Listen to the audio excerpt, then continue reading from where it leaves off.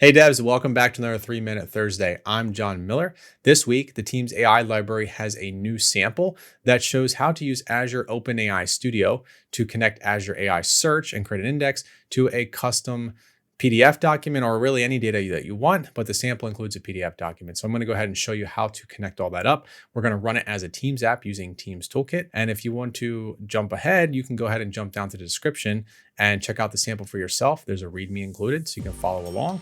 Otherwise, let's jump right into it. To get started, first create a new Azure OpenAI service in the Azure portal and deploy a new model.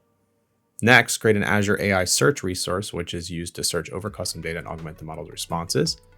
With both of those created and configured together, I can add my own data in Azure OpenAI Studio by uploading the PDF file from the sample, which has a history of basketball and the NBA. Now I've opened the sample from GitHub in Visual Studio Code and configured it to work with the resources I just created. So now I'm ready to test it with Teams Toolkit. And here I'm debugging it in a test environment that's included with Teams Toolkit to mimic Teams activities, but without requiring any accounts, network tunnels, or bot registrations. Chatting with the bot, I see that it's responding correctly with the context and data from the PDF I uploaded.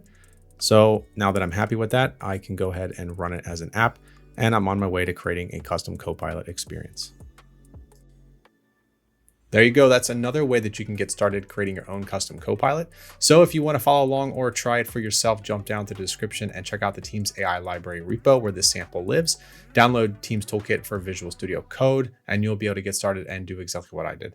Let me know if you have any questions in the comments. If you want to see more of this content, consider liking and subscribing the video, and I will see you in the next one.